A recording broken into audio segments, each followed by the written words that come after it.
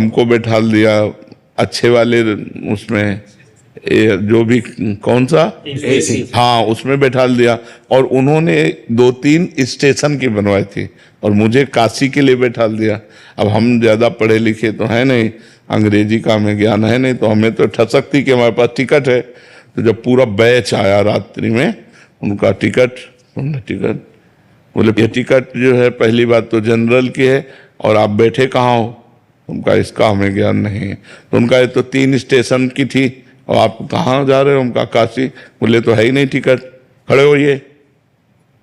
तो अब वो लोग तो मतलब कुछ होते हैं जो संत महात्माओं को मानते हैं, नहीं तो अपने अधिकार में वो खोए रहते। संतों को कौन मानता है।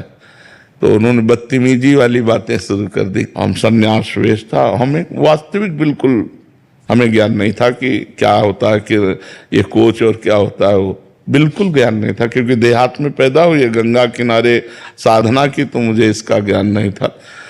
इतने में एक आदमी ऊपर से उतरा, अंग्रेजी से उनसे बात की, तुरंत इतनी बड़ी कागज की टिकट बनवाई और हमको दी। हम कहा बैठो आप, और उनको फिर जाके ऊपर बैठ गए। कौन था ये? हमारी समझ में मेरा भगवान था। नहीं, हमारा कोई परिचय नहीं, कोई मतलब। आगे हो सकता है वो धक्का मार के हमको उतार देते, अपमानित करके उतार देते, लेकिन कौन था जो 1 सेकंड नहीं लगा सारी समस्या का निदान करके, और हम बैठे काशी में आराम से उतरे।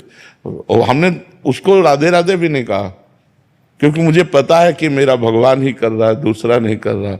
वो आदमी उतर के, तो मुझे लगता है यदि मैं अपने भगवान के आश्रित रहूंगा और किसी व्यक्ति की जरूरत है तो व्यक्ति को प्रेरित करके तुरंत काम करवा देंगे। और हमको अपने भगवान में ही रहना चाहिए, हमको किसी व्यक्ति का आश्रय नहीं लेना चाहिए। व्यक्ति की जरूरत है जिस व्यक्ति की, उसी व्यक्ति को भेज देंगे, वैसी ही वो व्यवस्था करा देंगे।